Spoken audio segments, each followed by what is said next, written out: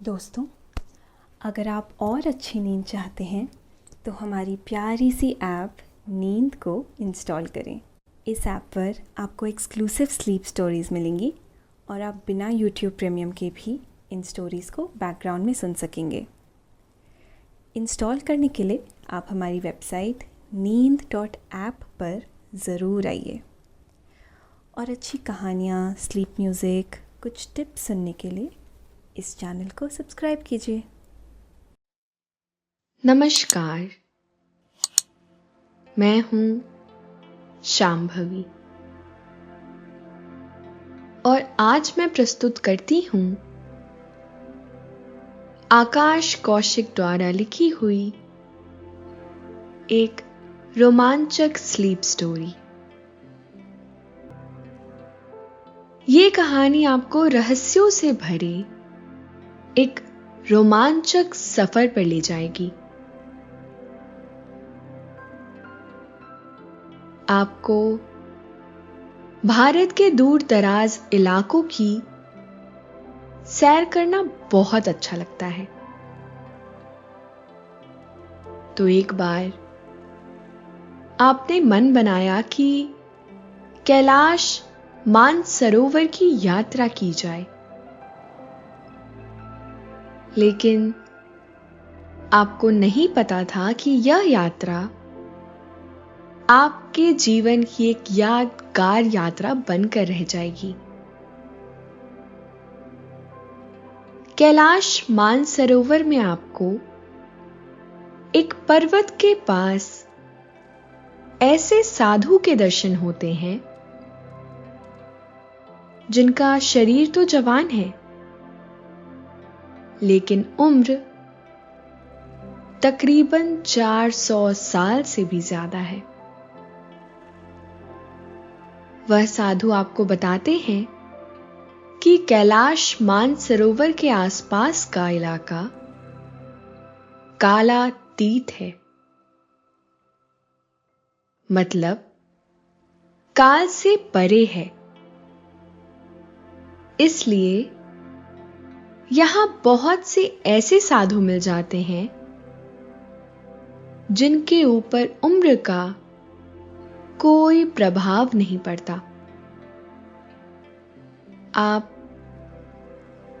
साधु से अपने मन के ढेरों सवाल करते हैं और वह अपनी मधुर वाणी से आपकी हर एक शंका का समाधान करते जाते हैं। तो आइए आपको ले चलते हैं एक ऐसी खूबसूरत मानसरोवर की यात्रा पर जो आपके जीवन को एक नई दिशा देगी। लेकिन इस यात्रा पे चलने से पहले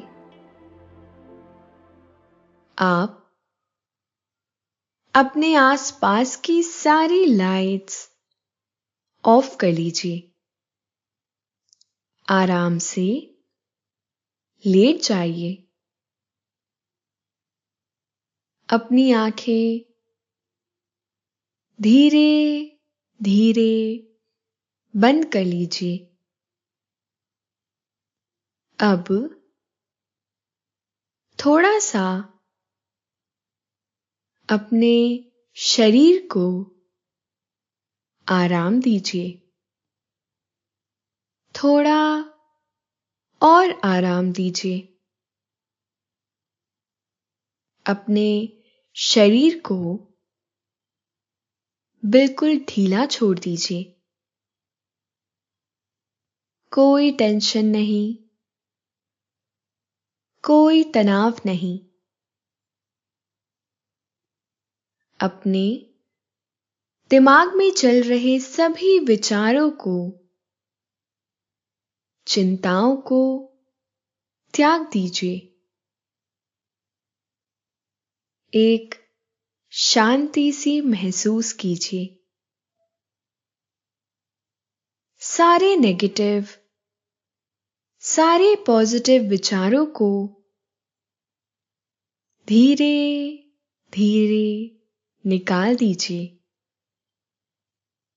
हाथों को सीधा करिए और अपनी कमर के साइड में रख लीजिए।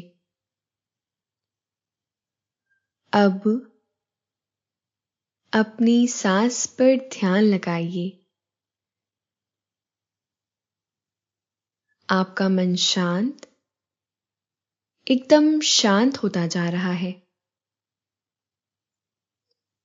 आप अच्छा महसूस कर रहे हैं। खुद को काफी हल्का महसूस कर रहे हैं। हर तरफ शांति है, सुकून है, खामोशी है। आप अपनी रोजमर्रा की जिंदगी से काफी बोर हो चुके थे, तो आपने मन बनाया कि इस बार कैलाश मानसरोवर की यात्रा करनी है, क्योंकि आपने कैलाश के रहस्यों के बारे में बहुत कुछ सुन रखा था। आए दिन आप इंटरनेट पर भी कैलाश के बारे में सुनते रहते थे, इसीलिए आपका मन था एक बार खुद चलकर कैलाश की पवित्रता को महसूस किया जाए। आपको पता चला कि कैलाश मानसरोवर जाने के वैसे तो 3 रास्ते हैं, जिनमें से पहला रास्ता उत्तराखंड से होकर गुजरता है। यह बहुत ही मुश्किल और कठिनाइयों से भरा रास्ता है। इस रास्ते पर अक्सर लोग पैदल जाते हैं और कुछ लोग ट्रैकिंग भी करते हैं। भारत सरकार भी अक्सर इसी रास्ते का इस्तेमाल करती है और लोगों को कैलाश भेजती है। एक दूसरा रास्ता भी है जो तिब्बत से होकर गुजरता है। इसके लिए आपको काठमांडू जाकर सीधे सड़क से कैलाश तक पहुंचना होता है, लेकिन यह रास्ता बहुत कम समय के लिए खुला रहता है। नेपाल सरकार इसे जून से लेकर सितंबर तक खोले रखती है। बहुत खोज करने के बाद आपको पता चलता है कि हवाई जहाज से जाना सबसे सही रास्ता होगा, जिससे आप कम समय से पहुंच सकते हैं। वैसे तो यह काफी महंगा विकल्प था, पर कैलाश के लिए इतना तो बनता है। आपने अपने घर वालों को अपने इस फैसले के बारे में बताया। वह सब लोग बहुत खुश हुए, लेकिन मां चिंता करने लगी कि बेटा तुम अपना ख्याल रखना, क्योंकि मैंने सुना है कि दुनिया की सबसे दुर्गम यात्रा है ये, लेकिन सबसे सुंदर यात्रा भी है। आपके पापा ने बताया, बेटा यह यात्रा सदियों से चलती आ रही है। हमारे जवानी के दिनों में हमने भी यह यात्रा की थी। उस समय रास्ते इतने अच्छे नहीं थे, क्योंकि विकास इतना नहीं हुआ था। लेकिन अब तो कैलाश मानसरोवर का वह हिस्सा चाइना के अंदर आता है। और वहां चाइना ने बहुत अच्छे सुंदर रास्ते बना रखे हैं। दोस्तों, अब से आप bedtime stories, guided meditations, relaxing music, इन सब का आनंद नींद ऐप पर ही उठा सकते हैं। सुना है उन रास्तों पर चलते हुए गाड़ी में पानी का ग्लास तक नहीं हिलता और ना ही झलकता है। इतने सुंदर रास्ते बने हुए हैं। कैलाश मानसरोवर की यात्रा बहुत ही रहस्यमयी और अद्भुत है। तुम अपने रास्ते में ऐसी ऐसी चीजें देखोगे कि तुम्हें विश्वास नहीं होगा कि धरती पर इतना सुंदर वातावरण मौजूद है। शांति की भी अपनी कोई आवाज होती है। यह तुम्हें वहां जाने के बाद पता चलेगा। इसके लिए तुम्हें तन और मन दोनों से मजबूत होना पड़ेगा। इस यात्रा के लिए तुम्हें शारीरिक रूप से भी एकदम फिट होना पड़ता है। तभी सरकार तुम्हें जाने की इजाजत देती है। आपके पापा आपको इस यात्रा के बारे में बहुत कुछ समझाते हैं। तो बस अब आप पक्का मन बना लेते हैं और यात्रा का रजिस्ट्रेशन कर देते हैं। आपको बताया जाता है कि आपकी यात्रा नेपाल के रास्ते से होगी और यह यात्रा 15 दिन का समय लेगी। इसके बाद दिल्ली में बाकी सभी फॉर्मेलिटीज पूरी की गई और आपका एक बहुत कड़ा हेल्थ चेकअप किया गया। यात्रा का पहला पड़ाव काठमांडू था, इसीलिए आपको काठमांडू ले जाया गया। काठमांडू की खूबसूरती देखकर आपने सोचा कि एक दिन यहां रुककर अगले दिन यात्रा शुरू करेंगे। आपको पता चला कि यहां पशुपतिनाथ का बहुत विशाल मंदिर है जो विश्व प्रसिद्ध है। अक्सर लोग इसके दर्शन करने के बाद ही कैलाश की यात्रा शुरू करते हैं। तो बस आपने भी मन बनाया और पशुपतिनाथ के दर्शन किए। दर्शन के बाद आपको अपने अंदर एक सकारात्मक ऊर्जा महसूस हुई जो आपकी यात्रा में आपकी मदद करेगी।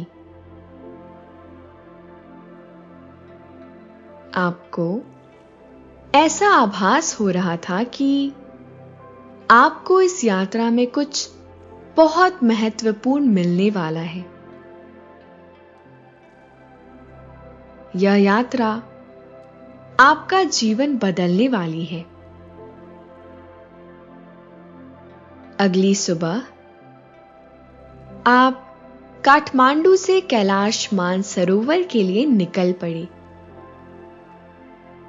आपने एक लैंड क्रूजर गाड़ी किराए पर ली और यात्रा शुरू की। तकरीबन 1 घंटे की यात्रा के बाद अचानक आपको फ्रेंडशिप ब्रिज पर रोक लिया जाता है। आप सोच ही रहे थे कि यह क्या हो रहा है।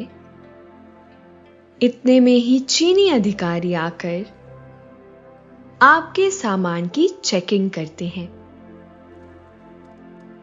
उनकी व्यवस्था बहुत ही कड़ी थी। जांच के बाद आपकी यात्रा आगे बढ़ती है। कुछ घंटे की यात्रा के बाद आप नायलम पहुंच जाते हैं। आपका गाइड आपको बताता है कि यहां आपको अपने शरीर को कैलाश के मौसम के हिसाब से ढालने के लिए एक दिन रुकना पड़ेगा। गाड़ी में बैठे बैठे आप रास्ते के अद्भुत नजारे को देखकर रोमांचित हो रहे थे। आपको जरा भी थकान का एहसास ही नहीं हो रहा था, क्योंकि इतना अद्भुत प्राकृतिक नजारा और महादेव के दर्शनों की प्यास आपको थकान महसूस नहीं होने दे रही थी। वहां पर आपका एक कैंप लगा दिया जाता है, जिसमें आप आराम करते हैं। पर आपको नींद कहां आने वाली थी? कल कैलाश के दर्शन होंगे, यही सोचकर आप खुशी से फूले नहीं समा रहे थे।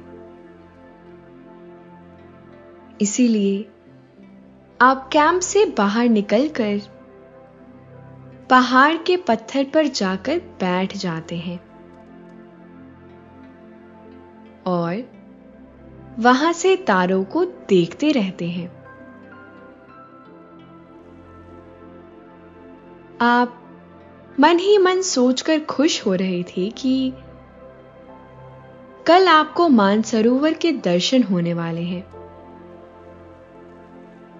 दिल्ली से 4 दिनों की थकान भरी यात्रा के बाद आखिरकार कल आप मानसरोवर के सामने खड़े होंगे। आप मन ही मन एक विजेता की तरह महसूस कर रहे थे कि आखिरकार आप मानसरोवर पहुंच ही गए। थोड़ी देर में आप वापस आकर अपने कैंप में सो जाते हैं।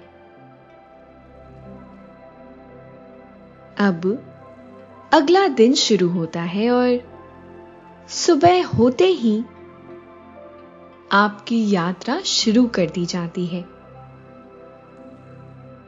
बहुत सारे दुर्गम और कठिनाइयों भरे रास्ते को बाहर करने के बाद कई घंटों की यात्रा के बाद आप मानसरोवर पहुंच जाते हैं। वहां का नजारा देखकर आप फूले नहीं समा रहे थे। आपको लग रहा था कि जैसे आपने अपनी जिंदगी की सबसे बड़ी जंग जीत ली है। सभी लोग बेस कैंप में आराम कर रहे थे और रात हो चुकी थी।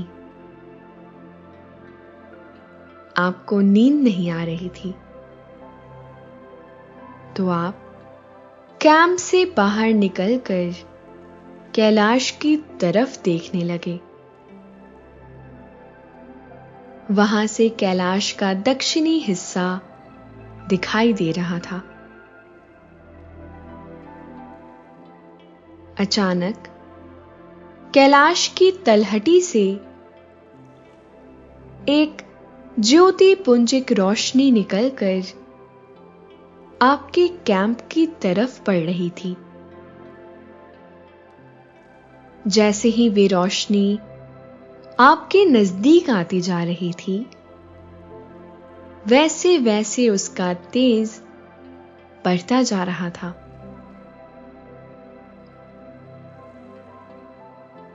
दूरी थोड़ी ही रह गई थी। इतने में ही एक यात्री जाग उठा और अपने कैंप से बाहर आ गया। जैसे ही उसने ज्योति देखकर चिल्लाना शुरू किया, वह तुरंत गायब हो गई। आप यह घटना देखकर एकदम हैरान हो गए।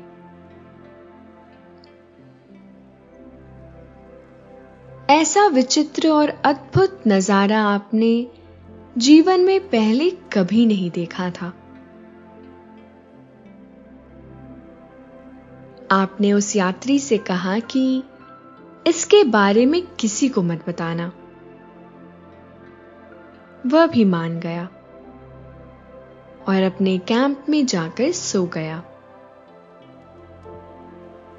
अगली सुबह सबसे पहले उठकर आप मानसरोवर के किनारे किनारे घूमने लगे। घूमते घूमते आप थोड़ा दूर निकल जाते हैं और आपको पक्षियों की सुंदर सुंदर आवाजें सुनाई दे रही थी। तभी आप एक पत्थर पर बैठ जाते हैं और मानसरोवर के पानी को निहारने लगते हैं। अचानक आपकी नजर एक योगी पर पड़ती है, जो पानी के तल में बैठकर तपस्या में लीन थे। पानी एकदम शांत और साफ था, इसीलिए तट दिखाई दे रहा था। चारों तरफ बहुत शांति थी और वातावरण में एक दिव्यता थी। आपका मन पुलकित हो रहा था। आप मन ही मन बहुत प्रसन्न हुए कि आपको एक दिव्य विभूति के दर्शन हो रहे हैं। इतने में ही ऋषि तपस्या से उठकर बाहर आने लगे। उनके सर पर एक भी बाल नहीं था, ना ही आईब्रोज थी और ना ही दाढ़ी थी। चेहरा एकदम साफ और चमकदार था। उनका चेहरा किसी सूर्य के सामने तेजस्वी लग रहा था। शरीर के हर एक अंग से कांति निकल रही थी। ना जाने आपको क्या हुआ, जैसे ही वह पानी से बाहर निकले और आपकी तरफ प्रेम भरी दृष्टि से देखने लगे, आप खुद ब खुद उनके चरणों में गिर पड़े और दंडवत प्रणाम करने लगे। सब कुछ अपने आप हो रहा था। उन्होंने गेरुआ रंग के वस्त्र पहन रखे थे। जैसे ही आप प्रणाम करके ऊपर उठे तो उन्होंने आपके सर पर हाथ रखकर आपको प्रेम भरा आशीर्वाद दिया। आपके मन में हजारों सवाल चल रहे थे कि इस सुनसान इलाके में यह इंसान कैसे जीवित है। आपके बिना बोले ही उन्होंने आपके मन के सभी प्रश्न जान लिए और कहने लगे कि बेटा, हैरान होने की कोई आवश्यकता नहीं है। मैं जानता हूं तुम क्या सोच रहे हो। वे एक पत्थर पर बैठ गए और आपको भी दूर पड़े एक पत्थर पर बैठने के लिए कहा। दोस्तों, अब से आप bedtime stories, guided meditations, relaxing music, इन सब का आनंद नींद ऐप पर ही उठा सकते हैं। आप उनके चरणों की तरफ देखने लगे। वह नंगे पैर थे और आपने इतने सारे मोटे मोटे कपड़े ठंड से बचने के लिए पहन रखे थे। दूसरी तरफ वे अर्धनंग अवस्था में कैलाश के बर्फीले पानी में स्नान करके आ रहे थे। यह सब किसी के भी मन में सवाल खड़े कर देने के लिए काफी था। आपने उनसे पूछा कि गुरुदेव, आप इस सुनसान इलाके में बिना किसी सामान के और व्यवस्था के किस तरह से जीवित रहते हैं?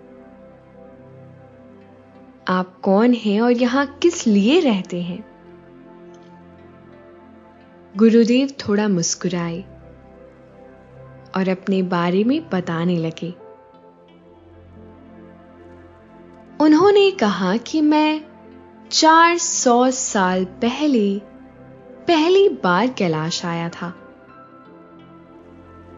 और यहां मुझे ऐसे विभूतियों के दर्शन हुए कि मेरा जाने का मन ही नहीं किया। और मैं यहीं तब से तपस्या में लीन रहता हूं।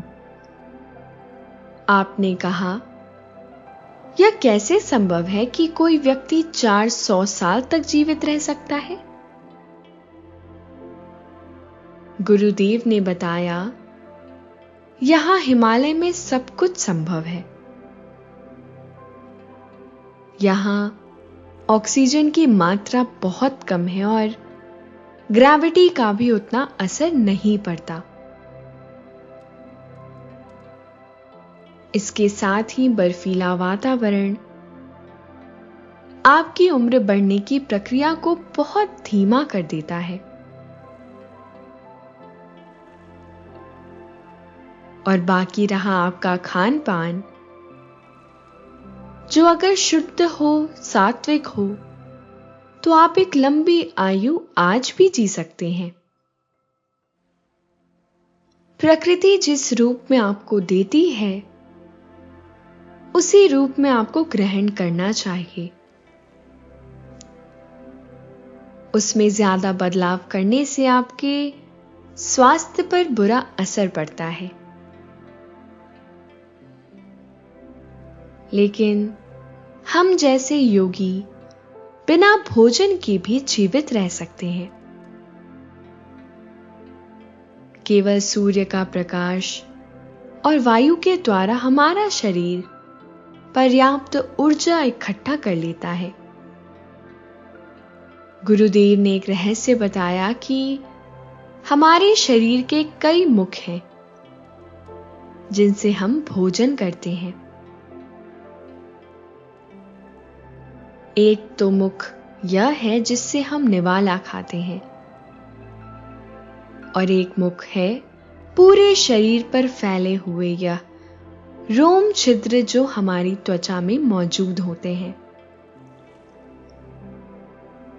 इनसे भी लगातार हम अपने आसपास की ऊर्जा को इकट्ठा कर रहे होते हैं, जिससे शरीर को पर्याप्त ऊर्जा मिल जाती है।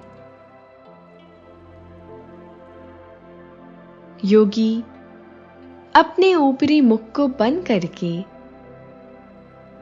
अपने इन रोम छिद्रों को खोलकर ऊर्जा इकट्ठा करना सीख जाते हैं। इसके लिए गुरु की कृपा होना बहुत जरूरी है। केवल एक योग्य गुरु ही ऐसी विद्या सिखा सकता है। कैलाश के आसपास का यह इलाका काल से परे है। यहां काल का प्रभाव नहीं चलता क्योंकि यह साक्षात महाकाल का इलाका है। उनकी रहस्यमयी बातें सुनकर आपकी हैरानी का कोई ठिकाना नहीं रहा। फिर गुरुदेव ने आपको बताया कि इतनी ठंड में बचे रहने का भी एक विज्ञान है, और वह है चेतना का विज्ञान। जब आपकी चेतना को विश्वास हो जाता है कि आप इस ठंड में जीवित रह सकते हैं, तब एक हैरत अंगेज बदलाव आपके शरीर में आता है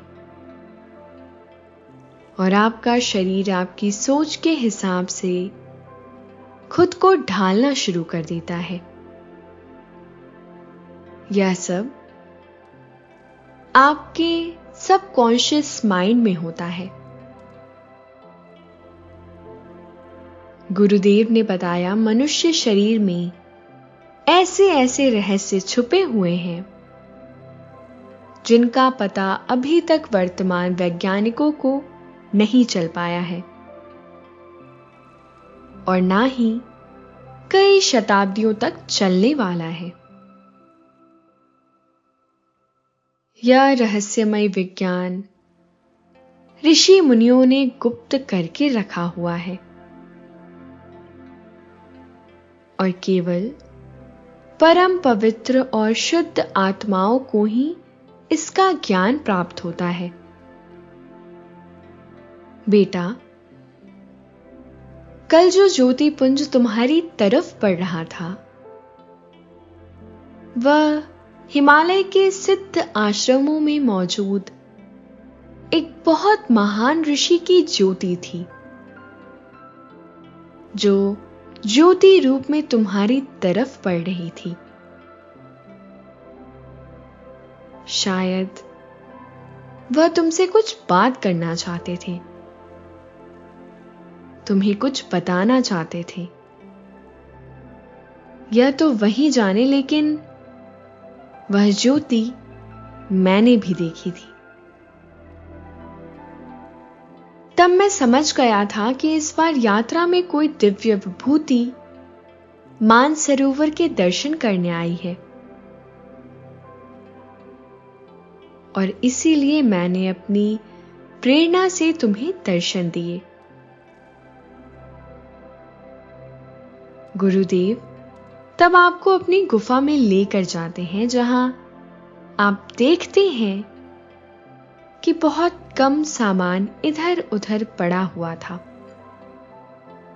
तब वह आपको अपनी कुछ पुरानी तस्वीरें दिखाते हैं, जो इतिहास के बहुत महान लोगों के साथ खिंचाई हुई थी।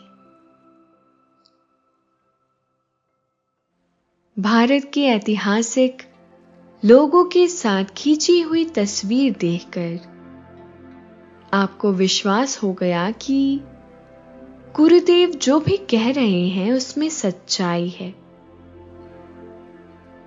क्योंकि जैसे वह आज दिखाई दे रहे थे, उन तस्वीरों में भी वह बिल्कुल वैसे ही दिखाई दे रहे थे। चाहे वह तस्वीर 50 साल पुरानी हो या 100 साल। गुरुदेव ने बताया कि यहां आने वाले बहुत से लोग उनकी यह तस्वीरें ले गए। अब उनके पास कुछ ही तस्वीरें बची हैं। आपके मन में ढेर सारे सवाल थे, लेकिन आपका समय खत्म हो रहा था।